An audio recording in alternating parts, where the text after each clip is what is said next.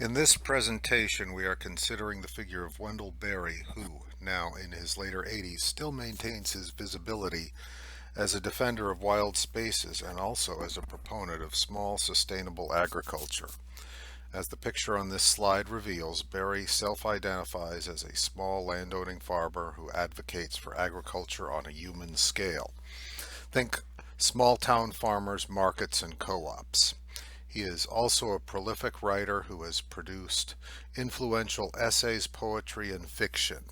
With his mad farmer persona, he embodies the anti-establishment, anti-authoritarian agrarian personality who ascribes to an ethos of caring for the land that runs contrary to the corporate industrialized models that currently supply most of our food in mainstream American society today.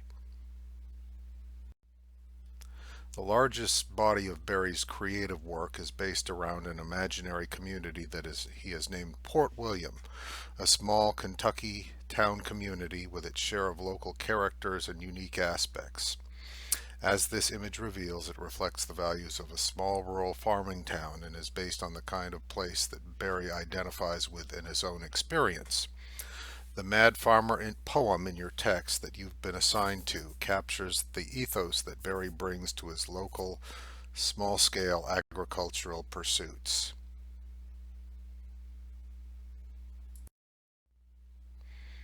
You've also been assigned to read his famous essay, The Making of a Marginal Farm. Like Aldo Leopold before him, Wendell Berry also conjoined his ecological, environmental, and literary pursuits with his effort to restore an abused and farmed out piece of land that had been overtaxed and exploited by its former holders and tenants. In this section, we see his advocacy for small-scale family-owned farming over more industrial models. To get a basic feel for the differences between family farming and farming of industrial proportions, please take a look at the Foodig documentary trailer that you've been linked to on the content page. Please take a moment to review this clip, which captures in documentary form many of the points that Berry makes in what is probably his best known and visionary book, The Unsettling of America, published in 1977. Synopsis of the first chapter's main arguments is listed here, and you'll see a collective presence of Berry's agrarian ethos across his poetry, his creative work, and his essays. Chief among Berry's many important points in this first chapter is his critical study of our relationship to modern agricultural practices and the important distinction between exploiters and nurturers.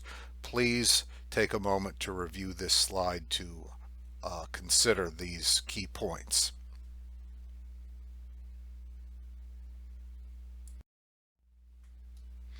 The farmer, like the teacher and the doctor, is considered a nurturer because his efforts require tact, sensitivity, and care, and patience as opposed to ruthlessness, dominance, and competitive profiteering.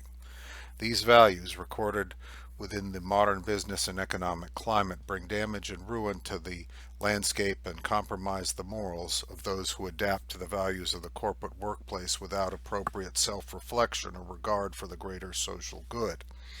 With his ethos of care for the land to keep it nourished and productive, and to keep that capacity for production sustainable, the farmer labors according to a rhythmical and changing pattern across the calendar year.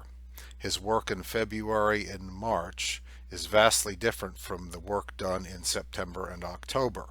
The small farmer is therefore an eternally watchful jack of all trades who responds to needs and conditions as they arise. He is at times a mechanic, at times a veterinarian, at times a biologist, at times a strategist, at times a fortune teller, at times a speculator, and at times a salesman. Again, a look at the short Food Inc. documentary trailer, which I've shown to classes for many years, might provide a condensed snapshot of the exploitative, profiteering ethos that Berry positions himself against in his signature work.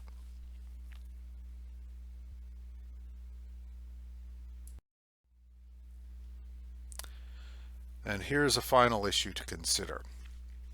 Barry's autobiographical essay, The Making of a Marginal Farm, to which you've been assigned, depicts the author's own story as he attempts to rescue an overtaxed and exploited farm and to bring the land back to health by strategic replanting and landscaping.